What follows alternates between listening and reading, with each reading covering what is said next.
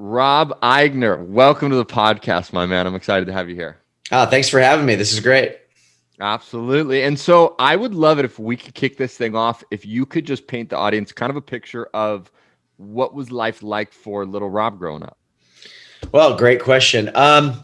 Okay, I grew up in Portland, Oregon, and my parents were both European immigrants. So we're first generation, my sister and I, and they were both kind of blue collar. My mom was a beautician, owned a beauty shop.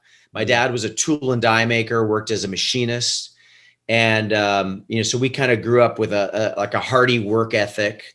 Um, I found out later in life when I was a teenager that my parents were both Holocaust survivors. They had kept that from, I wouldn't say kept it, they just didn't reveal it, Because you probably wouldn't have understood it as much as if you were a little bit older. Exactly. And so when I was a junior in high school, I was literally taking a world history class. And I kind of pieced it together. That was like, wait a second, World War II, and my parents were Jewish and they were there in that part of the world. And I just came home one day and I was like, what was going on for you guys in the 1930s and 1940s, And so that was sort of a mind-blowing a realization to have as a teenager. And so that shaped a lot of my life. I mean, I think what I would say about my early life was my parents really imposed a traditional kind of old country work ethic in us. And that applied to sports. I was an athlete. So I was a wrestler. I was a ski racer. I was a tennis player. So that kind of work ethic applied to my school and my sports, but also in actual labor, jobs or working for my parents in one way or another. And then the other thing that really shaped me, I think, as a young man was that realization about my parents' Holocaust past and kind of coming to some sort of reckoning with that for myself, because even though they're the ones that went through it, I had to kind of reconcile all that in my young teenage brain as to how that impacted me and my outlook on the world. And, being a Jewish person in Oregon where there's not a lot of Jewish people and just all that, it was just kind of an interesting time. So those were very significant milestones. After my sports career ended, my athletic career ended due to injury, my ski racing career, went to college. I studied journalism at the University of Oregon and ended up moving to New York City from the West Coast and starting a career in the advertising industry. So quick question then. So if we jump back, sure. I'm curious, what would you say was some of the biggest impact that it had on your life with your parents being Holocaust survivors? Because I can't even imagine that conversation you have with them where they're like, no, we were in there. What were some of the bigger impacts you had on your life, or maybe things you took away from all those conversations you had with them about that? I think it's a great question, Stu. I think that it's a lot easier to answer it now as a 50-some-year-old man looking back, because at the time, if there's emotions, there's just things that you're not as mature, right? So it's like, I don't know if I can recall how it impacted me back then, except for that I was curious. But what I can say now, looking back after, 40 years, basically, I can look back and say that I learned a lot about resilience. I learned a lot about the strength of the human character. The name of my podcast is Clear Choices. Well, partly why it's named Clear Choices is because my parents made a choice, right? Like, you can go through something horrible, whether it's the Holocaust or it's Vietnam or your parents got divorced or your dad was a mean guy. It doesn't matter. You go through something hard and you can make a choice. You can make the choice of, am I going to be a victim, or am I going to live the rest of my life learning from that hard thing I went through? And that's a conscious, or maybe it's an unconscious choice for some people. But my parents, I think, made a conscious choice that they were going to go live a fruitful, happy, grateful, positive, bountiful life. And that's not true of all the people that go through the Holocaust. Some people are understandably scarred for life. So again, long answer to your question is, I think that's what I took away from it. after years of learning and maturing and being with my parents in the knowledge of they're Holocaust survivors, I think that's what I got out of it, is like, wow, you can make a choice about how you want to be. Like, hey, a business deal goes bad, you can have it ruin your week or your month or your year or your quarter. Or a business deal goes bad and you can be like, how can I parlay this into some success? Like it impacts Yeah. everything: parenting, your health, your businesses, your outlook on finance, your outlook on politics. Like, how much do you let the last 4 years paralyze you or not? Right. It's all a choice. All of it's I a love choice. that. So I love it. I think that's the lesson. Yeah, that's so true. And I'm curious, like, what was a piece of guiding advice that maybe your parents always shared with you growing up? Because I'm sure, I mean, they got to have some wisdom from going through something like that. So, what was a common piece of advice? Well, I think on the positive side, my parents were both just I mean, it was very simple, but it was powerful. It was just like, you can do anything you set your mind to. It was just, Hmm. that was a constant mantra in our house. It's like, you want to go to the best college, you can do that. You want to be a professional athlete, you Yeah. can do that. You want to start your own business, you can do that. Like, there was never a thought of, I mean, there was certainly fear, meaning, they were worried of, my parents were both kind of worriers. I think that is a product also of the Holocaust. Um, so they were worried about risks that I might take, but they were also Yeah. believers that hard work would allow you to achieve success in anything you set your mind to. So I think that was a positive thing. I And they think, were just positive people, it sounds like, you know, I or mean, maybe. yes, they were, Stu, but they were positive people. But for their lifetime, they're both still alive. My dad's 91, Yeah. my mom's 85. Love Uh, it. they're both still alive, but they I think still they still battle the worry or fear or anxiety that at least to some part was shaped by having gone through the Yeah. Holocaust. So yes, they're positive because they choose to be, and it's Yeah. a battle. It's an internal mind game, right? Of like, you gotta choose to be positive. I think there's a struggle in that for them, and I think, frankly, there's a struggle in that for me, and Mhm. I'm just constantly trying to choose the positive part of that struggle, if that makes Right. sense. Yeah, totally. And so, let's say then we jump back to kind of where you were at in your story. So you are in college, and I'm curious for you when you started to graduate college, and you're ultimately after you graduate, you move all the way across the country to New York. What was that process sort of like for you as you're um, figuring out what you're going to do to quote unquote step into the real world? Yeah, also a great question. Well, I think it's interesting. I'll bring my parents back into this just for a second. Not that they Yeah. really, I think they didn't want me to go to New York. I think they wanted me to stay close to home. And my parents, like, I'll give you an example. Like, I decided I wanted to go to New York because that was the epicenter of advertising, and Yeah. I wanted to be Smart. successful. And so, like, as a ski racer, it's like you have to completely let your skis run and be on the edge of out of control. To Yeah. win a downhill event, you got to go 80 miles an hour as a 16-year-old. It's like, you got to, Goodness. if I can say something inappropriate, you got to have balls. Yeah. I mean, it's like, you got Yeah. to Yeah. let Yeah. it rip, Yeah. and that's why I got hurt, because I let it rip. And so when I transitioned from being an athlete, I still kind of had that athlete's mentality of like, all Yeah. right, well, I'm going to be in advertising. I'm not going to do advertising in Portland. I mean, there's plenty of advertising agencies. Wieden Kennedy, who does Nike, is in Portland.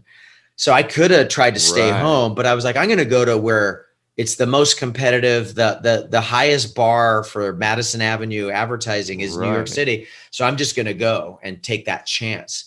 And my parents were literally like, well, buy a round trip ticket. I'm like, no, I'm buying a one-way ticket. I don't need a round trip ticket. I'm staying. Yeah. So Yeah. I kind of had that mentality. And when I got there, of course it was challenging. I had to wait tables. I was like living in the YMCA, literally like living in a YMCA, because I didn't have any major money, a couple Right. $1,000s. So I was waiting tables, living in the Y, and hustling, trying to get, jobs during the day, a regular job. And that took like 3 months. And Hmm. that really shaped me as well, that New York experience. I'm so glad I did it. Just going anywhere else other than home, because I had to make it on my own. I had to Yeah. figure there was no one to guide me there.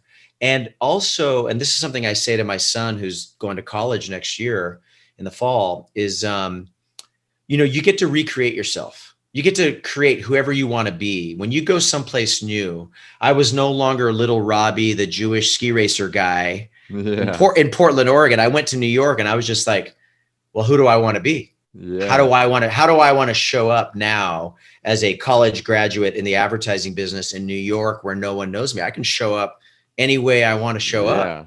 And so Yeah. I did. I showed up in a different way than I ever had.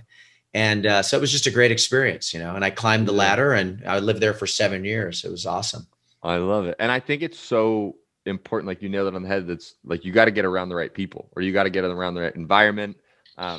Like I did something similar when I was trying to get into the action sports world. I thought that's what I wanted to do with my life. And so I moved, I was supposed to move for 7 months to New Zealand because it was the capital of the action sports capital of the world. But I think just like you're saying, it's like whatever you want to get in, if you really want to succeed at it, go 100 miles per hour on your skis, right? It's like Exactly. put yourself in that environment because that's going to allow you, even though at first you may get there and you may have some of the horrible nights where you're like, why am I here? I don't feel like I fit in. But it's like, if you stay there long enough, right? There's the cliche saying, pressure builds diamonds. Yeah, you'll conquer it. It's if I can segue just for a second, it reminds me of Please. a talk I've had for many years with my son, who's now my oldest son is about to go to college and play collegiate sports. Yeah. And 7 years ago, he was playing club soccer. That's the sport he plays. And he transitioned to like what was considered the best club, the toughest club to be a part of in Nice. LA. And so he made that team, but he was, bottom of the ladder. He was like on the bench and not playing much and kind of an outsider. He didn't, he was kind of not ostracized, but he didn't get a lot of playing time and he wasn't buddy buddies with everybody. And every year I just gave him the option of like, do you want to stay here? Because you can go, this club wants you and that club wants you and that club wants you. And he was like, no, I want to stay. And he just kept challenging Good for himself and him. challenging himself. And he just toughed it out. And it was not an easy 7 years, but now here he is going to play college soccer. So, it's sort of similar to what I just described in New York. Right. And now he's just doing it with soccer. Yeah. So I would be curious. So you're in New York, 3 months takes you to get your gig, and then you're there for 7 years and like you crushed it. And so what I'm curious is what advice would you give to someone that, like, let's say they're kicking off their career and they want to have sort of a trajectory in their career like you did within 7 years in that space, which you again did later in another place. Like what advice would you have for them on how once their foot's in the door, that's the first step, how do they just light themselves on fire in their career? Yeah, I would say full immersion is the word that comes to the phrase that comes to mind. Like, so I got my first job at a big advertising agency, a top 10 advertising agency in the world. I was working on Procter and Gamble and General Foods, like big mega brands, Yeah. hundred a million dollar. How'd you get it? How'd you get the gig? I literally wore holes in my shoes. Just back then we didn't have the internet, right? Like that's how Yeah. old I am, kids. We didn't have the internet back then, and so I just went door to door to door to advertising agencies with my resume, dropping them off. I Hey, I went to love the it. University of Oregon. This is this advertising thesis I did, blah blah blah, and I just kept asking for interviews, and Yeah. you do that a couple hundred times, and you get a few You get interviews. something. So I will say too, I was very intimidated because I went to University of Oregon, which is fine, but I was literally up against kids who went to Cornell and Brown and wherever. And, Yeah. that was definitely more prestigious than where I went to school. And I was quite intimidated by it all until I got my first job. And then I'm working side by side with these Ivy Leaguers. And I'm like, I mean, yeah, they're smart, they're capable for sure. And so am I, as it turns out. And so Yeah. it really boosted my confidence to not only get a job at a prestigious place, but then to be side by side with these people that I just, in my head prior to moving to New York, I was like, oh, I don't know if I can compete with some Ivy Leaguer or Right. whatever.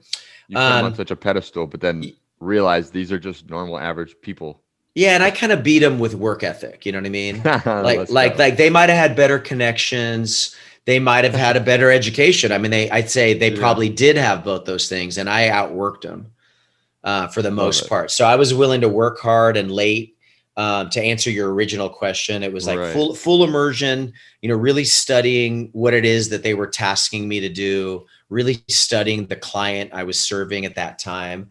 Be willing to outwork everybody. You know, I never said no. I was never like, oh, I've got plans this weekend. You need me on the weekend? I'm here. You know, and it's Yeah. not, obviously it's not the life I would want to live for 40, 50 years working that hard, but to get your start, it was kind Yeah. of like, I'll just do what you need. Commit. I'm here. Yeah. I'm here.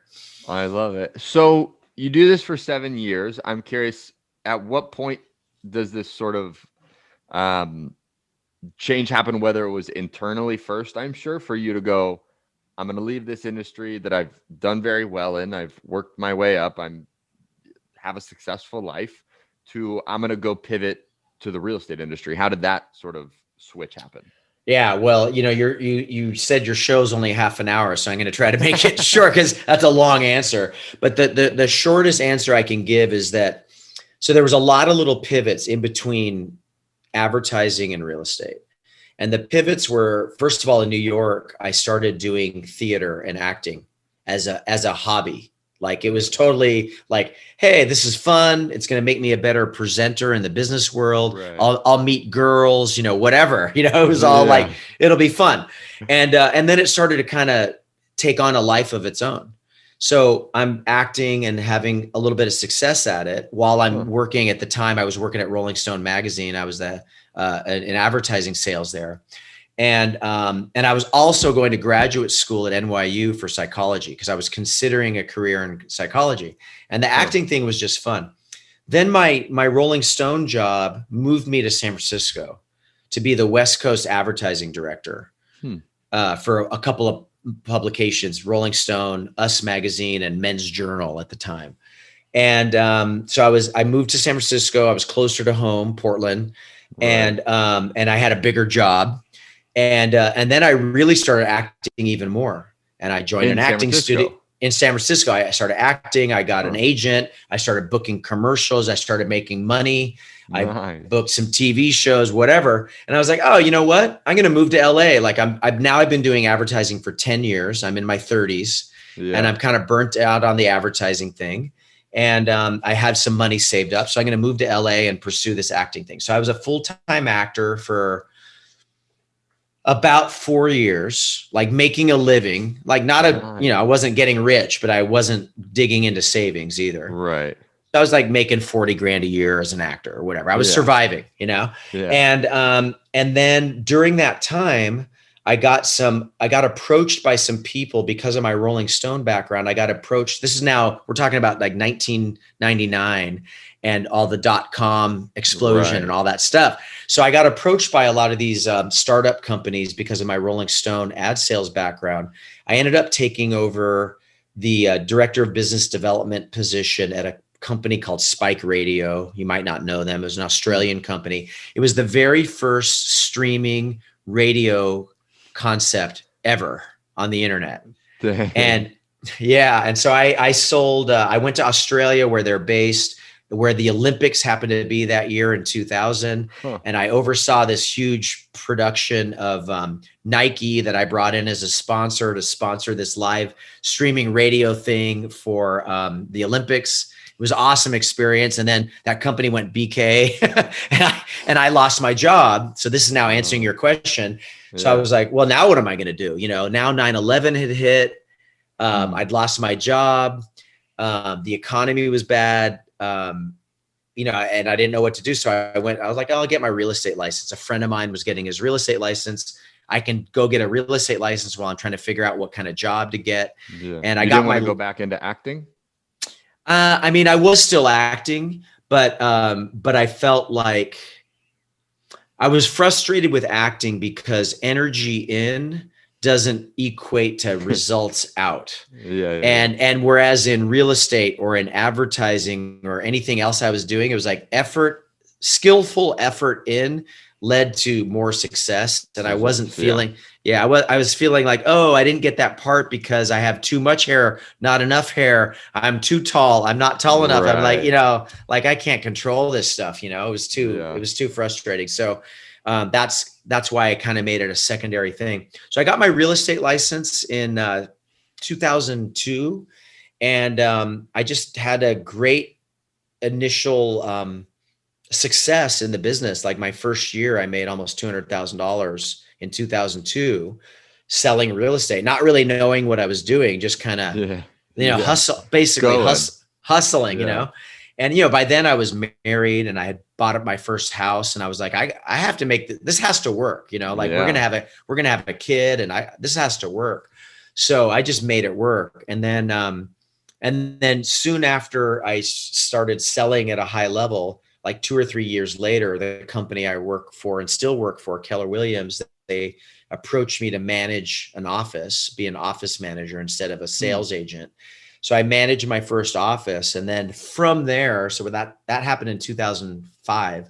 From there till now, 16 years later, I own 8 Keller Williams offices, and I'm a MAPS coach, which is our Keller Williams' coaching division. So I coach and consult about 20 people a month, Right. and I own and operate these offices. Love it. So cool. So, one thing I would love to hear is, so like, it seems like a silver lining throughout your life is just you work. You're not afraid to put your head down, grind it out, like whatever it takes to make it happen. And Right. I would be curious, with you being in the real estate profession, I'm sure you deal with some agents that go and have that same work ethic. And then you deal with some that say they have that work ethic and then don't. And you have to help them kind of build that work ethic, right? Because in anything you want to do in life, if you don't have a work ethic, it's you're not going to get there as quick, right? For sure. You got to put in the work in anything you do. And so what I would be curious is, how would you say you help people grow their work ethic, or maybe their hunger, with some of the people that you coach and you work with? That's an excellent question. And also being conscious when I answer this of, your kind of demographic profile of your show. So, I'll answer that in two ways. One is when I hire new people to the industry, young new people, they're 20, they're, even if they're 30, they might be just their second career. They were school teachers and now they want to be real estate agent, Right. whatever it is. I think one of the things I do is I say to them, hey, look, this is something you need to be fully committed to. You can't really be successful at this and be part-time. I'm not a big baseball fan, but pitchers usually don't bat in baseball, right? They just pitch, Yeah. and they have a pinch hitter for them. Yeah. Why? Because pitching takes so much effort and focus to be good at that it's hard to also be a good hitter. And so I look at real estate or anything that you want to be successful at is like, don't say, oh, I'm going to keep my job, my full-time job, and do real estate part-time, so until I'm successful enough at my part-time thing that I can quit my full-time thing. It's like you need to demonstrate to yourself and others that you're fully committed. So I would often challenge people, like, quit your job, work at night at a restaurant, or do whatever you got to do, and work all day at real estate, like hustle and Yeah. make it. And those that wouldn't make that commitment, then I kind of was like, well, you're going to get results that equate to your level of commitment. So that Yeah. was one type of Very true. conversation I have. The other conversation Like, I have with people of any age is, yeah. I'm sorry, did you want to ask a question? No, no, no. Oh, okay. I thought I cut you off. Is the thing I do with anyone of any age is I dig down to kind of find out what their big why is. I'm sure you've heard that term, right? Yeah. But it's kind of like, okay, I don't want to know that you want to make $200,000 or $500,000 or $1 million. Like, that's not a big why to me. The big why is, what's that money going to do for you? Like, is it going to send your kid to college? Is it going to allow you to retire in 10 years? Is it going to allow you to buy your mom a house? Is it going to allow you to Yeah. start a foundation that you want to do good with? And then once you tap into that thing where the light bulb goes off for someone and they go, yeah, that's really what this is about. Because it's never really about the money itself. It's about Right. what does the money allow you to do?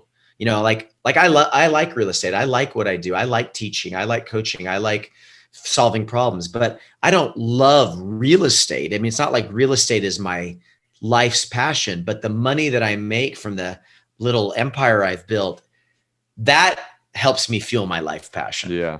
Right. And so if I can help people tap into that, create that thread, then they'll be willing to do the hard work.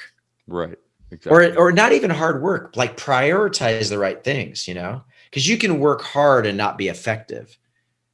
So I'm not even like, I want people to get off work at 3 or 4 or 5 o'clock. I don't want people to work as hard as I did for 30 years ago. I don't want to work that hard. But I want to know, I do know what I need to do first, second, and third that allows me to be doing a podcast with you at 3 o'clock in the afternoon. Right. When most people are working. Right. Exactly. Love it. So cool. One thing I would be curious is what is like, because I know your son, he's going to college in a year. And then I believe you also have a daughter who's a little younger than him. No, my both are boys, and my youngest is 13. Yes, it's Jake and Micah. Yeah, they're 17 and 13. Awesome. So what I would be curious is like, obviously you've crushed it in life. You live a beautiful life. What is a piece of advice that you often give them on figuring out their life? That's great. I mean, there's probably more advice than they would like to, there's more advice than they want. I'll put it that way. Always different when your parents say it to you. Yeah. Like, yeah, Dad.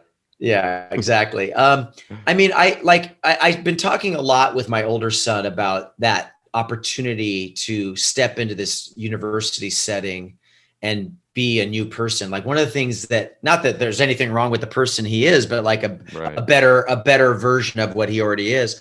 And one of the things he's really excited about around that is that, he's not going someplace that anyone else that he knows will be. So it's not like he's going to some Southern California university where a bunch of his buddies are going to. It's like, he's going to go up there. He doesn't know anyone on the soccer team. He doesn't know anyone in the entrepreneurship program that he got accepted into. Nice. He doesn't know anybody in that town. So he gets to go and kind of so that's one piece of advice. But I mean, I think ultimately at their ages, I talk a lot about prioritizing things. So like my younger son, as an example, he likes to game. Gee, that's not a shock. I know a lot of 13-year-olds like to game. Yeah. And so one of the things I talk to him about is like, hey, I get it. You want to be a gamer. And I get it, particularly during the pandemic where you can't see your friends as much socially. Like that gaming thing is a great connective deal, but he also wants to succeed in soccer, like his older brother.